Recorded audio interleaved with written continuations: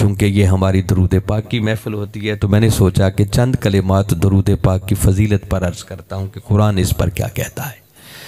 मुझे याद पड़ता है कि आपके कसूर के अंदर किबला हुजूर ने एक मरतबा ख़िताब किया था और उस ख़िताब का उन्वान भी यही दरूद पाक था और उसका लुब्बे लुबाब फाइनल टाइटल जो चलता है ख़िताब का वो था मेरे प्रीतम जैसा और ना कोई। ये बुज़ुर्गों को, सीनियर लोगों को याद होगा। मुझे वो अचानक याद पड़ा है कि वो कसूर की सरजमीन पर किबला हुजूर ने वो ख़िताब फरमाया था। तो उनके तो फिर क्या कहने हैं भाई, वो तो जिस मौजू पर फिर लब कुशाई करते हैं वो हद कर देते हैं। तो मुझे खुश नसीबी ये है, मेरी सादत ये है और मेरी ज़िंदगी का सबसे बड़ा फ़ख्र ये है कि मुझे उनके कदमों से निस्बत है, उनके जोड़ों से निस्बत है। अल्लाह इसमें इस्तिकामत अता फ़रमाए, इस निस्बत को कायम और दायम रखे। तो चूँकि वक्त ये है कि 9 बजे हमने इंशाअल्लाह दुआ भी करनी है, वो वली मोहम्मद साहब का आर्डर है। तो जो वक्त का वली हो उसका आर्डर तो फिर चलता है ना भाई, वो तो आगे पीछे नहीं हो सकता। चलो उन्होंने कुछ गुंजाइश पैदा की है, मगर फिर भी मैं चाहता हूँ कि बहुत लंबी महफिल नहीं होनी चाहिए। सर्दी है, ठंड है और फिर धुंध भी बहुत ज़्यादा बाहर पड़ गई है और आप आने वालों को मैं उससे भी डबल मुबारकबाद पेश करता हूँ कि जो इस सर्दी और धुंध के बावजूद अपनी इस मोहब्बत का और वली मोहम्मद साहब के साथ अपनी वाबस्तगी का इजहार करने के लिए यहाँ तशरीफ़ लाए हैं। बारी ताला आप सब की इस हाज़री को अपनी बारगाह में कबूल फरमाए। और इश्तिहार पर मैंने पढ़ा है और वली मोहम्मद साहब ने बताया है कि उन्होंने ये महफ़िल अपने वालिद मोहतरम मोहम्मद आरिफ साहब, उनके इसाले सवाब के लिए और फिर उनके साथ साथ हमारे पहले सदर यहाँ के कसूर के मोहतरम मोहम्मद हुसैन साहब जो पर्दा कर चुके हैं, उनके इसाले सवाब के लिए उनके नाम की है।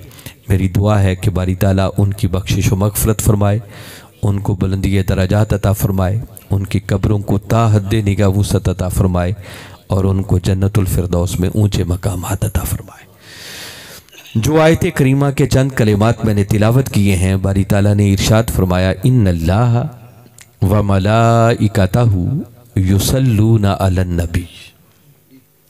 फरमाया बेशक अल्लाह और उसके सारे मलाइका, मलाइकतहु इसका मतलब ये नहीं है कि सिर्फ उसके मलाइका, नहीं, इसका मतलब है उसके सारे मलाइका। युसल्लूना अलन नबी, फरमाया वो हर वक्त नबी मुकर्रम सल्लल्लाहु अलैहि वसल्लम पर दरूद पढ़ते ही रहते हैं। पहले बारी ताला ने ये खबर दी, फरमाया सुन लो, बेशक मैं खुद भी और मेरे सारे के सारे मलाइका भी हर वक्त इस महबूब मुकर्रम पर दरूद पढ़ते ही रहते हैं। और ये बताने के बाद फिर ईमान वालों को खिताब किया, या अय्युहल्लज़ीना आमनू, ए ईमान वालो, सल्लु अलैहि वसल्लिमू तस्लीमा। अब तुम भी मेरे मुस्तफ़ा पर दरूद भी पढ़ा करो और सलाम भी पढ़ा करो जैसे सलाम पढ़ने का हक होता है। ये है इस आयत करीमा का तर्जुमा। इस आयत करीमा पर अगर गौर करें तो बारी ताला ने इसका आगाज़ लफ्ज़ इन्ना, ये कलमा तहकीक है जिसका माना आप बिलउमूम पढ़ते हैं कि लिखा होता है बेशक, जिसका माना ये है कि जो अगली बात आ रही है उसमें किसी शक की कोई गुंजाइश, और ये कौन कह रहा है? अल्लाह कह रहा है। हालांकि आप मुझे बताएं कि अगर अल्लाह ऐसे कलिमात इस्तेमाल ना करे तो उसकी बात में कोई शक हो सकता है? उसकी किसी बात में कोई शक नहीं है। और उसने एक ही बार जब शुरू में कह दिया ज़ालिकल किताब ला रैब फी, कि ये वो किताब है जिसमें किसी शक की कोई गुंजाइश, मगर फिर भी खुदा होने के बावजूद भी ज़रा अंदाज़ा करें कि जब वो खुद कहे कि बेशक इस बात में कोई शक नहीं है, तो इसका मतलब कि वहाँ शक की कोई गुंजाइश बाकी नहीं बचती। जो शक करेगा वो बदबख्त अपनी दुनिया और आखिरत को बर्बाद कर लेगा। मगर बारी ताला हमारे ईमान और यकीन को मज़ीद पुख्ता करने के लिए, हमें झंझोड़ने के लिए, हमें गफलत की नींद से बेदार करने के लिए, हमें मुतवज्जे करने के लिए ऐसे कलिमात इस्तेमाल करते हैं ताकि इन गाफिलों को समझ आ जाए कि मैं खुदा कितनी बड़ी बात करने लगा।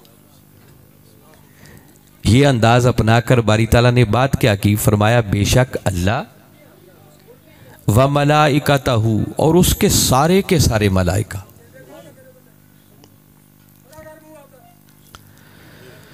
अच्छा, ये जो मैंने कहा है ना, उसके सारे के सारे मलाइका,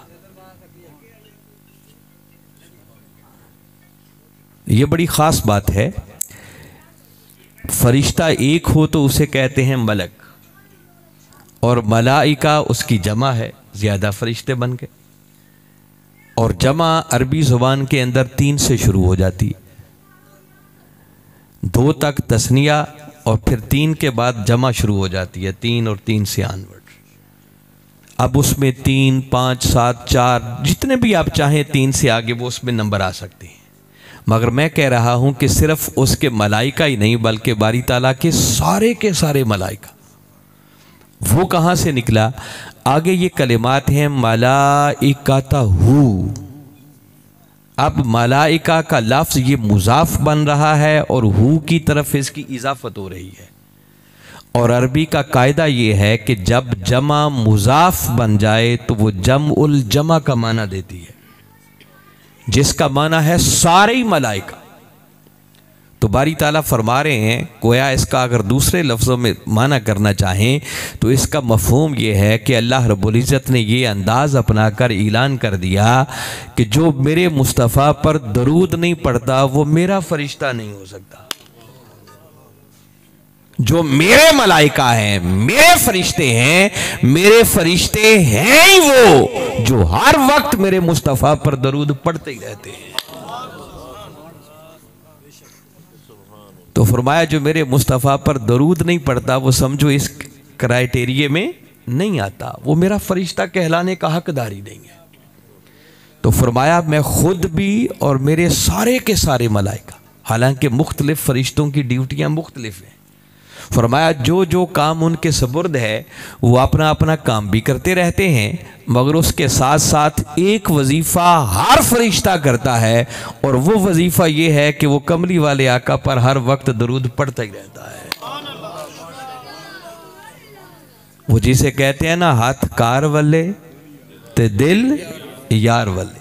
बस ये कलिमात ये बता रहे हैं, बारी ताला फरमा रहे हैं कि मेरे सारे ही मलाइका, फिर कोई थोड़े टाइम के लिए नहीं फरमाया, हर वक्त युसल्लून, ये मुजारे का सीगा है।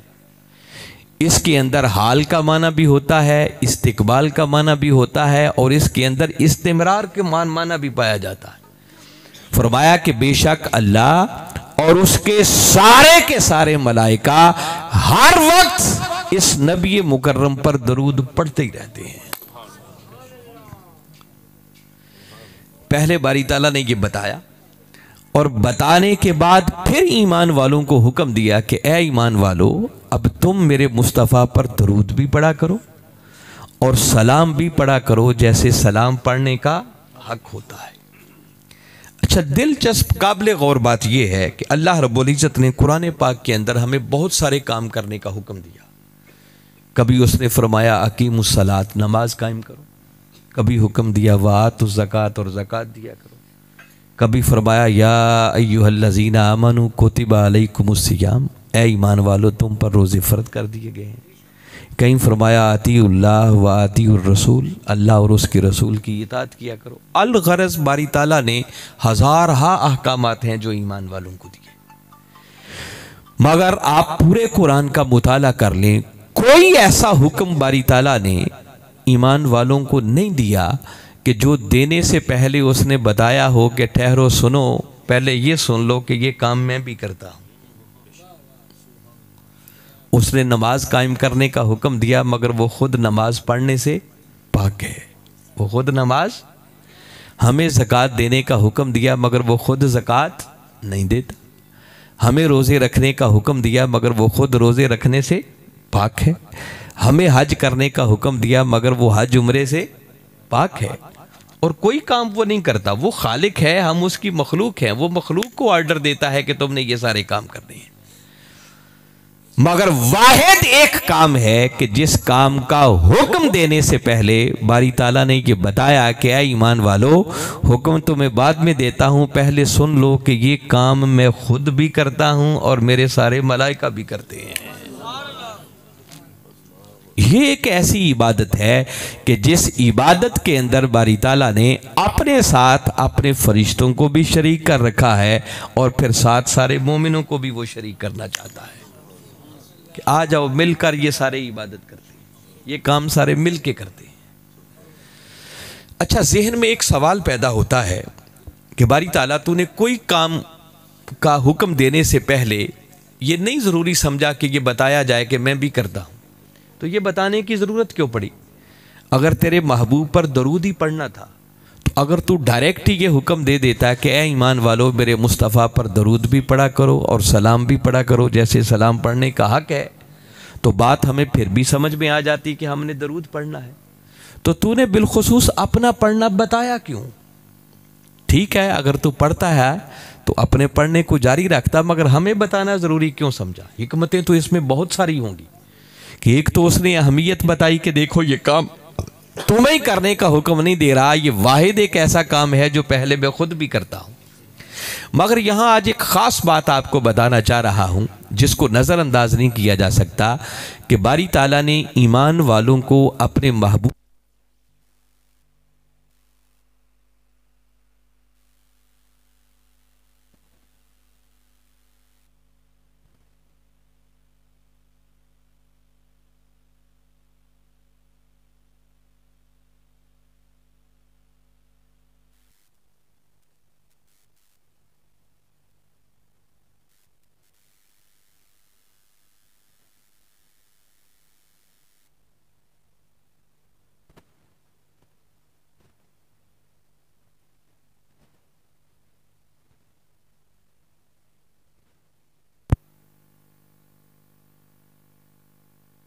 भी 5-7 बंदे आ सकते हैं भाई।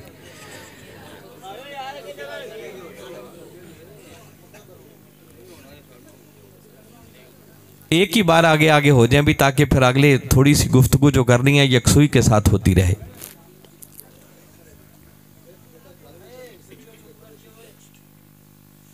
माशाल्लाह। बस 2-3 बातें मैं बताना चाह रहा हूं, बड़ी तवज्जो और गौर से सुने। तो मैं पहली बात जो अभी अर्ज कर रहा हूं वो काबिल गौर बात यह है कि अल्लाह रब्बुल इज़्ज़त ने हमें दरूद पढ़ने का हुक्म देने से पहले ये ज़रूरी क्यों समझा कि उसने अपना दरूद पढ़ना भी बताया और अपने फरिश्तों का दरूद पढ़ना भी बताया। डायरेक्ट ही अल्लाह हुक्म दे देता। बहुत सारी हिकमतों में से इस बताने की एक हिकमत ये थी कि बारी ताला ये समझाना चाह रहे हैं कि देखो मैं तुम्हें हुक्म दे रहा हूं कि तुम मेरे मुस्तफ़ा पर दरूद पढ़ा करो। तो हो सकता है इस हुक्म को सुनकर कोई मन चला ये गलत सोचने बैठ जाता कि माज़ अल्लाह अस्तग़फिरुल्लाह, अल्लाह अपने महबूब पर जो हमें दरूद पढ़ने का हुक्म दे रहा है तो कहीं वो महबूब हमारे दरूद का मुहताज तो नहीं है? हमारे दरूद पढ़ने का फ़ायदा कोई उनको तो नहीं पहुंचना? अल्लाह रब्बुल इज़्ज़त ने ये हुक्म देकर इस ख्याल के पैदा होने से भी पहले इसकी जड़ें काट दी। फरमाया खबरदार, मेरा मुस्तफ़ा तुम्हारे दरूद का मुहताज नहीं। उसकी शान और मकाम तो ये है कि उसका खुदा भी और खुदा के सारे फरिश्ते भी हर वक्त मुस्तफ़ा पर दरूद पढ़ते ही रहते हैं। फरमाया मेरा मुस्तफ़ा तुम्हारे दरूदों का मुहताज नहीं है, तुम्हारे सलामों का मुहताज नहीं है। तो फिर मौला हमें हुक्म क्यों दे रहा है? अगर ये ज़रूरत नहीं है उनकी, उनका फ़ायदा इसमें नहीं है, तो हमें दरूद पढ़ने का हुक्म क्यों दे रहा है? फरमाया लोगों ये तो मैंने तुम्हें समझा दिया कि मेरा महबूब तुम्हारे दरूदों और सलामों का मुहताज नहीं है, मगर हुक्म तुम्हें इसलिए दे रहा हूं कि तुम्हारी बिगड़ी हुई संवर नहीं सकती जब तक तुम मेरे मुस्तफ़ा पर दरूद नहीं पढ़ोगे। फरमाया इसमें भला तुम्हारा है, इसमें फ़ायदा तुम्हारा है। मेरा मुस्तफ़ा तुम्हारे दरूदों और सलामों का मोहताज नहीं है, वो तो मैं खुद भी और मेरे मलाइका भी। देखो ना, जिस हस्ती पर खुदा खुद दरूद भेजने वाला हो तो वो किसी और के दरूद का मोहताज हो सकता है? जिस पर मलाइका हर वक्त ही दरूद पढ़ रहे हो, उसको किसी और के दरूद की क्या हाजत? तो फरमाया मेरा महबूब तुम्हारे दरूदों और सलामों का मोहताज नहीं है, वो तो उसका खुदा भी पढ़ रहा है और खुदा के सारे मलाइका भी पढ़ रहे हैं। तुम्हें हुक्म इसलिए दे रहा हूं कि जब तुम मेरे मुस्तफ़ा पर दरूद पढ़ोगे तो तुम्हारे इस दरूद और सलाम के सदके अल्लाह तुम्हारे बिगड़े काज संवारता चला जाएगा, तुम्हारे ऊपर अपने करम के दरवाजे खोल देगा। और ये बात खुद ताजदार कायनात सल्लल्लाहु अलैहि वसल्लम ने बताई। फरमाया मेरा उम्मती जब मुझ पर एक मर्तबा दरूद पढ़ता है तो फरमाया अल्लाह एक मर्तबा दरूद पढ़ने के सदके उसके नामा आमाल से उसके 10 गुनाह मिटा देता है। उसके नामा आमाल में 10 नेकियां लिख देता है और उस बंदे के 10 दराजात बुलंद कर देता है। तो दरूद पढ़ने का फ़ायदा किसको हुआ? बंदे को। इसलिए फरमाया कि बंदे जब तू दरूद पढ़ेगा मेरे महबूब पर तो तेरे इस दरूद और सलाम के सदके अल्लाह के करम के दरवाजे खुल जाएंगे, उसकी रहमतों के दरवाजे खुल जाएंगे और तेरे बिगड़े काज ऑटोमेटिकली संवरते चले जाएंगे। अच्छा, दिलचस्प बात इसमें, अभी रात में सुन रहा था किबला हुजूर की एक गुफ्तगू, आपने शायद सुन रखा हो मगर बहुत सारे लोगों के लिए एक बड़ी अजीब बात होगी कि अल्लाह ने हमें दरूद पढ़ने का हुक्म दिया। और आपने कभी गौर किया कि जब हम दरूद पाक पढ़ते हैं तो हम दरूद पढ़ते क्या हैं? हम जब दरूद पढ़ते हैं ना तो आप नमाज के अंदर पढ़ते हैं ना, क्या पढ़ते हैं? अल्लाहुम्मा सल्ली अला मुहम्मदिन सल्लल्लाहु अलैहि वसल्लम। फिर आगे पढ़ते जाते हैं। अब ये जो इतना जुमला है इसका माना कभी गौर किया क्या है? इसका माना ये बनता है अल्लाहुम्मा, इसका माना है ए अल्लाह सल्ले अला मुहम्मदिन, तू मुहम्मद सल्लल्लाहु अलैहि वसल्लम पर दरूद भेज। बड़ी काबिल गौर बात है। जो हम दरूद पढ़ते हैं ना, वो दरूद क्या है कि हम पलट के अल्लाह की बारगाह में अर्ज करते हैं कि मौला तू मुहम्मद मुस्तफ़ा सल्लल्लाहु अलैहि वसल्लम पर दरूद भेज। अल्लाह ने क्या कहा था? तुम मेरे मुस्तफ़ा पर दरूद भेजो। ऐसे ही है। मगर जब हम दरूद भेजते हैं तो हम दरूद में क्या कहते हैं? हम पलट के अल्लाह की बारगाह में अर्ज करते हैं कि मौला तू अपने महबूब पर दरूद भेज। तो सवाल पैदा हुआ कि भेजा किसने? अल्लाह ने तो हमें हुक्म दिया और हमने हुक्म की तामील के तौर पर पलट के फिर उसकी बारगाह में अर्ज कर दी। और ये दरूद पढ़ने का तरीका सिखाने वाला कौन है? यकीनन ये सिखाया तो आका सल्लम ने, मगर आका जो हुक्म भी देते हैं वो अपनी ज़ुबान अल्लाह की वही के बगैर, तो ये सिखाया हुआ भी खुद अल्लाह का है। तो मौला तूने अजीब फ़लसफ़ा बनाया है, पहले हमें दरूद पढ़ने का हुक्म दिया और जब हमने दरूद पढ़ना चाहा तो तरीका ऐसा बताया कि फिर हमसे कहलवाया कि मौला अब तू मुस्तफ़ा पर दरूद भेज। इसमें राज क्या है? फरमाया राज ये है कि हाँ, तुम्हारी बिगड़ी हुई संवर नहीं सकती जब तक तुम मेरे मुस्तफ़ा पर दरूद पढ़ोगे, मगर नादानो तुम्हारी ज़ुबानें इस काबिल कहाँ जो तुम मेरे मुस्तफ़ा पर दरूद भेज सको। दरूद भेजने का हक तो तब अदा होगा ना जो मेरे महबूब की शान से वाकिफ हो, मेरे महबूब के मकाम से वाकिफ हो। तो फरमाया वो तो शान ये है जो कमली वाले आका सल्लल्लाहु अलैहि वसल्लम ने खुद फरमाया कि या अबा बकरिन लम यारिफनी हकीकतन सिवा रब्बी, क्या अबू बकर मेरी हकीकत को सिवाय मेरे रब के और कोई नहीं जानता। तो जब जानता कोई नहीं तो उस दरूद पढ़ने का हक भी कोई नहीं अदा कर सकता।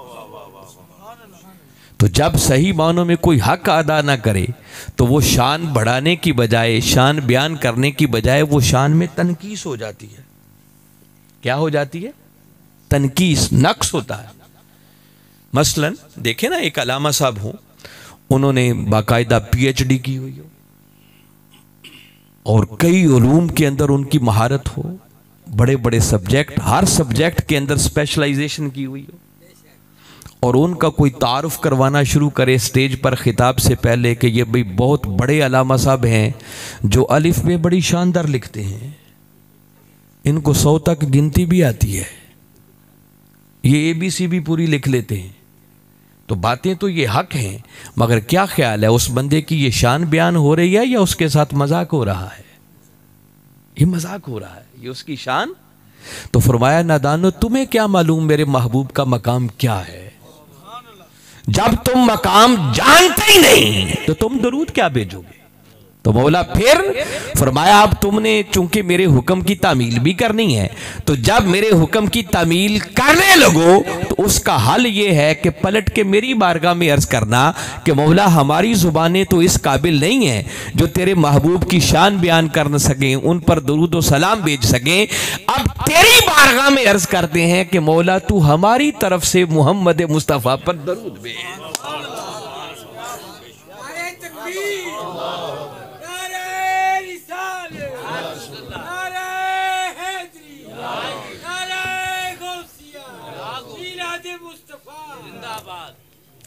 तो उसने हुक्म भी दिया और भेजने भी नहीं दिया। फरमाया तुम्हारी जुबानें इस काबिल नहीं है, तुम इस मकाम के हामिल हो ही नहीं कि तुम मेरे मुस्तफ़ा पर दरूद भेज सको।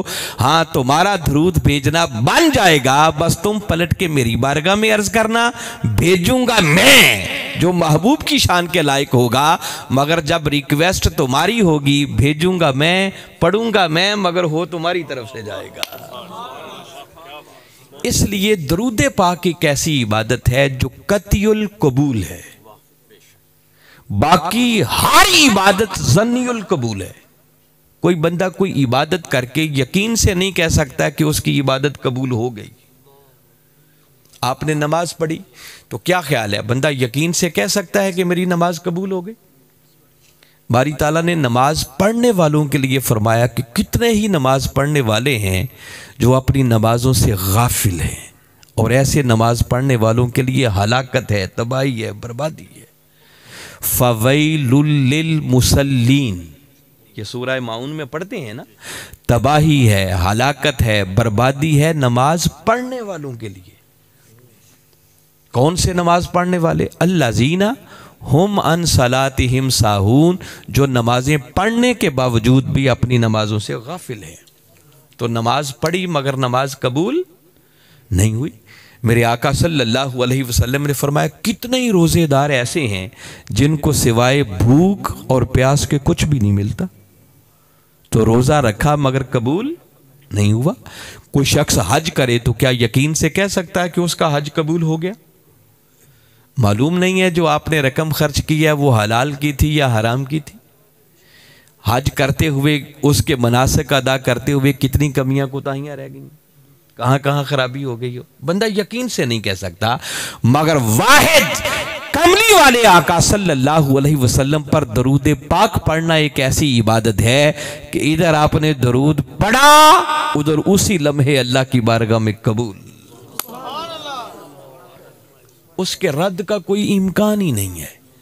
क्यों नहीं है? जब आप अल्लाह की बारगाह में रिक्वेस्ट करेंगे मौला तू अपने महबूब पर दरूद भेज, तो क्या ख्याल है अल्लाह कहेगा कि मैं नहीं भेजता हूं?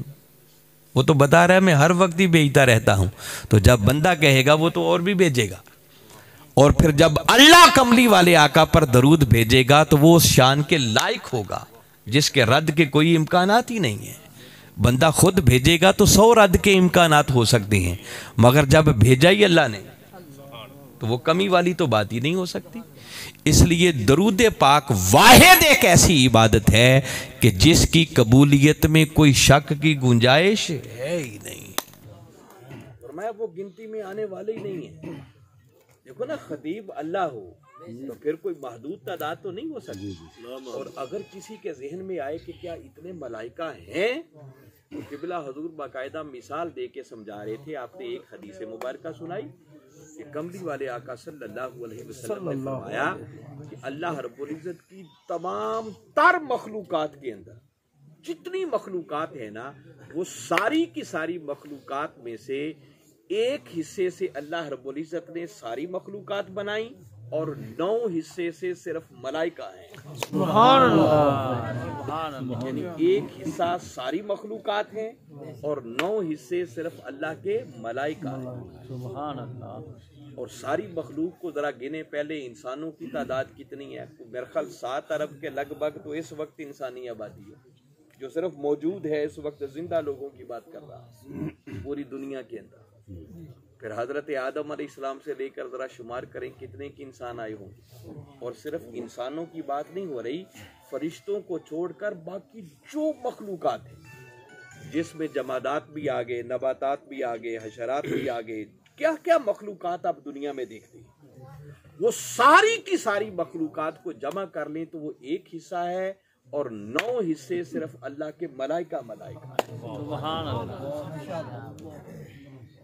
फिर आपने एक मिसाल और दी, फरमाया देखिए एक बात तो हमने सुन रखी है ना कि हर बंदे के साथ 2 फरिश्ते मुतय्यन हैं, वो तो हैं ही, मगर हदीस मुबारक बताती है कि हर रोज बारी ताला 10 मलाइका को सुबह बंदे के साथ ड्यूटी पे फाइज करता है और 10 मलाइका को रात बंदे के साथ ड्यूटी पे फाइज करता है। सुभान अल्लाह।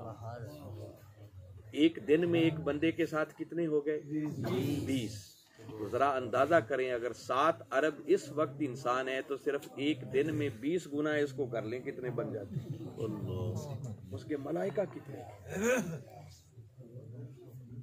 अल्लाह रब्बुल इज्जत उस मलाइका के इज्तिमा के अंदर फिर अपने महबूब की अजमत और शान को बयान करता है, जिसका जिक्र वो दूसरे मकाम पर करता है, वरफ़अना लका ज़िक्र। महबूब मेरा काम एक ही है कि बस मैं तेरे जिक्र को बुलंद करता हूँ। जब अल्लाह बयान करता है तो जिक्र बुलंद होता है। देखिए हम जो आका की शान बयान करते हैं, आका का जिक्र करते हैं, हमारे बयान करने से आका की शान बुलंद नहीं होती। वो तो माअज़ल्लाह जैसे मैंने पहले बयान किया ना, हमने बुलंद तो क्या करनी है, हम तो करके भी गुनाह ही शायद करते हैं। शान बुलंद तब होती है जब वो बनाने वाला शान बयान करता है। जब हम बंदे अपनी बसात के मुताबिक आका की शान का तज़किरा करने की कोशिश करते हैं तो उससे आका का जिक्र बुलंद नहीं होता, बल्कि जिक्र करने वाला खुद बुलंद हो जाता है। सुभान अल्लाह।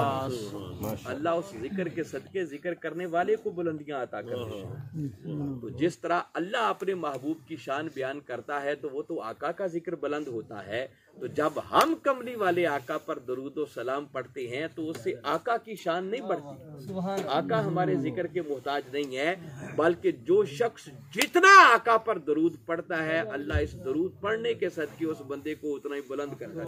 सुभान अल्लाह। उस पर अपने करम के दरवाजे खोलते चला जाता है, उस पर अपनी रहमतों के दरवाजे खोलता चला जाता है, उसके गुनाहों को मिटाता चला जाता है, उसके नामा अमाल में नेकियां लिखता चला, उसके दराजात बुलंद करता चला जाता है। देखे ना जो बात मैंने की है कि आका के जिक्र के सदके आका का जिक्र बुलंद नहीं होता, बल्कि उस जिक्र के सदके जिक्र करने वाला खुद बुलंद होता है। कैसे बुलंद होता है वो हदीस मुबारक मैंने सुना दी कि बंदे के गुनाह मिटाए जा रहे हैं। अब देखें ना, जितनी मर्तबा दरूद पाक पढ़ेंगे तो एक मर्तबा पढ़ा 10 गुनाह माफ़, फिर पढ़ा फिर 10 और मिट गए और 10 मिट गए, इधर गुनाह मिटते चले जा रहे हैं और साथ नामा अमाल में नेकियां लिखी जाती रही हैं। और हर मर्तबा दरूद पढ़ने के सदके अल्लाह 10-10 दर्जे भी बंदे के बुलंद करता चला जाता है। तो बंदे को कितनी बुलंदी मिल जाती है। इसका माना यह है कि जो बंदा अजमत चाहता है, रिफ़अत चाहता है, बुलंदी चाहता है कि मैं बड़ा हो जाऊं, बस उसका हल एक है कि कसरत के साथ कमली वाले आका पर दरूद व सलाम पढ़ने को अपना वजीफा बना दे। तो फरमाया जब मेरा उम्मती मुझ पर दरूद भेजता है तो अल्लाह 10 गुनाह मिटाता है, नामा अमाल में 10 नेकियां लिखता है, 10 दराजात बुलंद करता है। और साथ फरमाया कि जब मेरा उम्मती मुझे सलाम भेजता है तो मैं खुद उसके सलाम को सुनता भी हूं और उसे जवाब भी देता हूं। आका हर उम्मती का सलाम खुद सुनते हैं, मलाइका भी पेश करते हैं। जब मलाइका पेश करते हैं तो वो ऐसा नहीं है कि माअज़ल्लाह आका वो सुन नहीं रहे होते तो तब मलाइका की मदद की ज़रूरत पड़ती है। माअज़ल्लाह ऐसा सोचना भी गुनाह है। आका सुनने के लिए किसी फरिश्ते के मोहताज नहीं है, वो सिर्फ एक प्रोटोकॉल के तौर पर होता है। जैसे बड़े की बारगाह में कुछ फाइलें पेश की जाती हैं, वो इसलिए पेश करते हैं, वरना तो आका बराह रास्त खुद सुनते हैं। और आका ने खुद फरमा दिया, मेरा उम्मती जब भी जहां भी मुझ पर सलाम भेजता है, मैं उसके सलाम को सुनता भी हूं, उसे जवाब भी देता हूं। बस हमारे कान इस काबिल नहीं है कि आका के जवाब को सुन सके। मैं इस पर एक ईमान अफरोज़ बात सुनाता हूँ। देखिए, हम जब नमाज पढ़ते हैं तो नमाज में जब तशहुद में बैठकर अत्तहियात पढ़ते हैं तो उसमें पढ़ते पढ़ते हम एक मकाम पर आके कहते हैं, अस्सलामु अलैका अय्युहन नबी, ए नबी तुझे सलाम हो। सलाम करते हैं ना। कई उराफा ऐसे हैं, गुजरे हैं, वो कहते हैं कि जब हम पढ़ते पढ़ते इस मकाम पर पहुंचते हैं ना, तो यहाँ आके फिर हम रुक जाते हैं, चुप कर जाते हैं और उस वक्त तक आगे पढ़ते ही नहीं जब तक कमली वाले आका की बारगाह से सलाम का जवाब ना आ जाए। इस कैफियत में डूबकर भी लोग आका को सलाम करते हैं। आका तो हर किसी को जवाब देते हैं, बस दुआ ये करें कि अल्लाह हमें वो कान अता कर दे जो उस सलाम के जवाब को सुन सकें। और ये मिलते हैं कान, बिल आखिर अल्लाह अता करता है, बशर्ते कि बंदा इस्तिकामत के साथ, इखलास के साथ, मोहब्बत और ज़ौक़ के साथ इस दरूद व सलाम पढ़ने को ज़िंदगी में अपना वजीफ़ा बना ले। और ये जितना भी फ़राइज़ की अदायगी के बाद कसरत के साथ पढ़ा जाए, समझो उतना ही कम है। सारा वक्त भी दरूद पाक पढ़ने पे लगा दें तो ये भी तीर मारने वाली बात नहीं है, फिर भी हक नहीं होता। आका से एक सहाबी ने पूछा ना कि आका मैं इतना टाइम दरूद पढ़ता हूँ, काफ़ी है? फरमाया अगर और ज़्यादा कर ले तो अच्छी बात है। फिर अर्ज़ की इतना पढ़ता हूँ, फरमाया और ज़्यादा कर लो तो अच्छी बात है। और क्या इतना पढ़ लेता हूँ। आपने फरमाया कि बस फ़र्ज नमाजों के बाद जो वक्त बचता है सारा भी लगा दे, तो ये कोई तीर मारने वाली बात नहीं है। तो इस दरूद पाक को अपनी ज़िंदगी का वजीफ़ा बनाएं। और मिनहाजुल कुरान को अल्लाह रब्बुल इज़्ज़त ने प्रोफेसर डॉक्टर मोहम्मद ताहिरुल कादरी मद्दज़िल्लाहुल आली की वसातत से ये सआदत अता की है कि उन्होंने इस सदी के अंदर वो नौजवान जिनकी रातें मालूम नहीं कहाँ बसर होती थी, उनके हाथों में भी तस्बीहात पकड़ा कर उनको दरूद पाक पढ़ने पे लगा दिया है। गुंबदे खजरा का फैजान, गुंबदे खजरा का फैजान। बस इस वजीफ़े को पल्ले बांध लें। आपकी इंशाअल्लाह मेरे मौला ने चाहा तो इस वजीफ़े की बरकत से आपकी दुनिया की मंजिलें भी आसान होंगी, कब्र की मंजिलें भी आसान होंगी और हशर की मंजिलें भी आसान हो जाएंगी। करम ही करम हो जाएगा, हर तरफ करम के दरवाजे खुल जाएंगे।